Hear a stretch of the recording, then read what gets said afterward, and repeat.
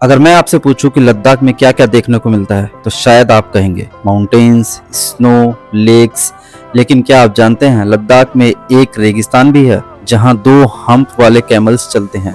और उसके बाद शुरू होता है इंडिया के सबसे खूबसूरत रोड ट्रिप्स में से एक।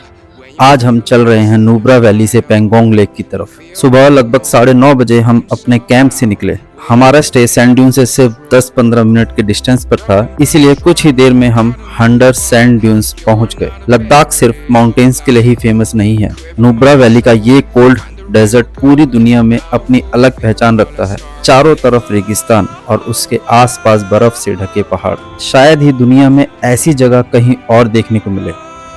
लद्दाख सिर्फ माउंटेन्स के लिए ही फेमस नहीं है। हम आए हैं नुब्रा वैली के अंडर सैंड ड्यून्स के पास। यहाँ पे लोग कैमल राइड्स करते हैं। डबल कैमल्स आप देख सकते हैं यहाँ पे बैठे हैं।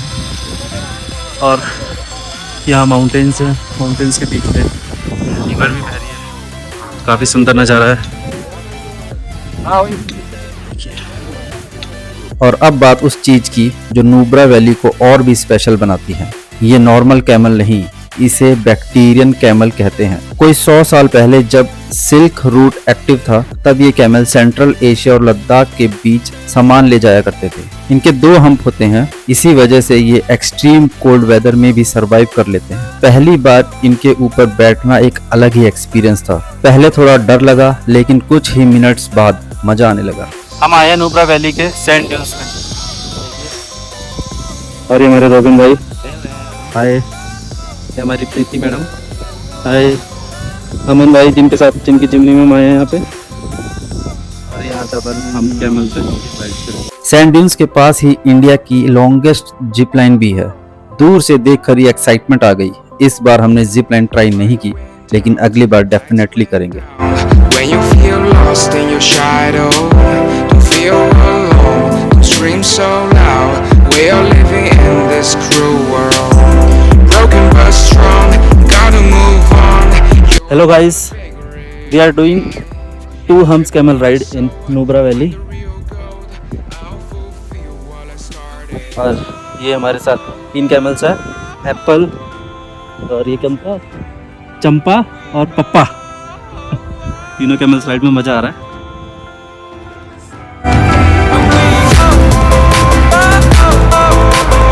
थैंक यू भैया।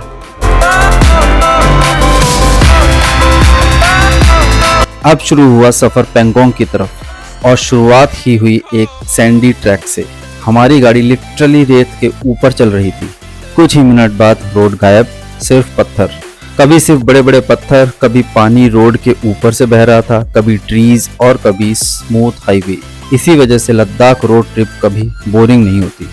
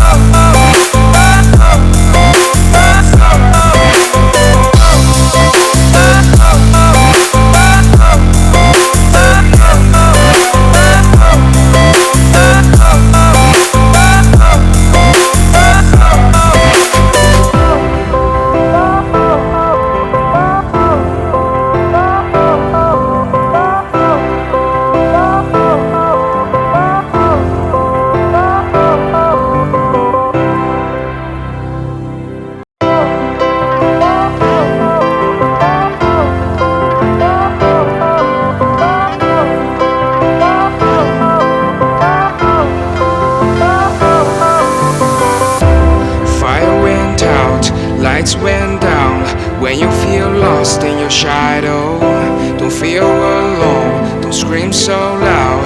We are living in this cruel world, broken but strong, gotta move on. You're not a bakery of life, equip my soul. कितनी प्यारी जगह है भाई। पेंगोंग के बीच में रास्ते में हम वॉशरूम ब्रेक ले रुके थे और देखिए कितना प्यारा लग रहा है।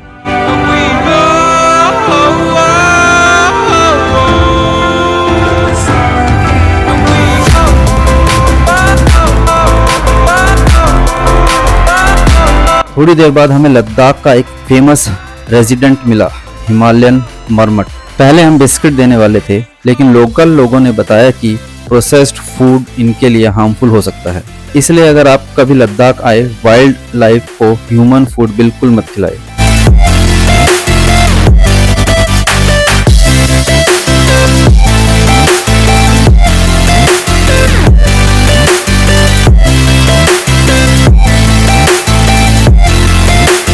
और फिर वो मोमेंट आ गया जिसका हमें सुबह से इंतजार था। दूर से पेंगोंग लेक दिखते ही सारी थकान खत्म हो गई। पेंगोंग लेक लगभग 134 किलोमीटर लंबी है। इसका सिर्फ एक हिस्सा इंडिया में है, बाकी लेक तिब्बत में है। ये फ्रेश वाटर लेक नहीं है, इसका पानी सॉल्टी है, इसलिए यहाँ फिश भी नहीं मिलती। मूवी 3 इडियट्स के लास्ट सीन के बाद पेंगोंग पूरी दुनिया में फेमस हो गई।